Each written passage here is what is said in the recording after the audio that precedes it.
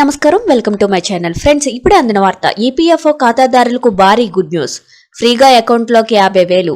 వివరాలైతే వీడియోలో తెలుసుకుందాం. వీడియోని ఎక్కడ స్కిప్ చేయకుండా కంప్లీట్ గా చూడండి. అలాగే ఇప్పటి వరకు మన ఛానల్ ఎవరైతే సబ్స్క్రైబ్ చేసుకోలేదో దయచేసి సబ్స్క్రైబ్ చేసుకోండి.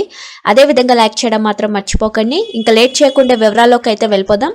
ఎంప్లాయీస్ ప్రొవిడెంట్ ఫండ్ ఆర్గనైజేషన్ దేశంలోని కార్మికుల ఆర్థిక భవిష్యత్తును సురక్షితంగా ఉంచడంలో కీలక పాత్ర పోషిస్తుంది.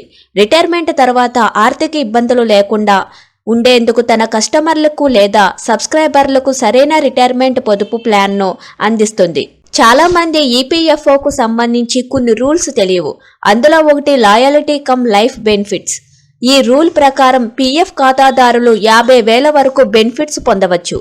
అయితే దీనికో కండిషన్ ఉంటుంది. ఆ కండిషన్ ఏంటి? ఆ 50,000 పొందేందుకు ఎవరు అర్హులో ఇక్కడ మనం తెలుసుకుందాం. పీఎఫ్ ఖాతాదారులు ఉద్యోగం మారిన తర్వాత కూడా అదే పీఎఫ్ ఖాతాకు సహకారం అందించడం కొనసాగించాలి.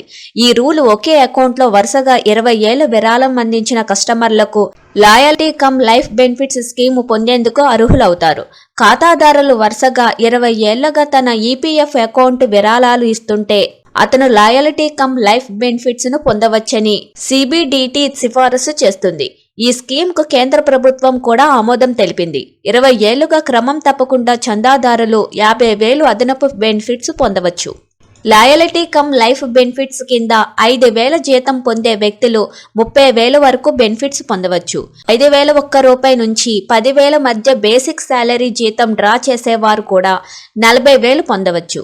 10,000 కంటే ఎక్కువ మూల వేతనం డ్రా చేసే వ్యక్తులు 50,000 వరకు బెనిఫిట్స్ పొందవచ్చు.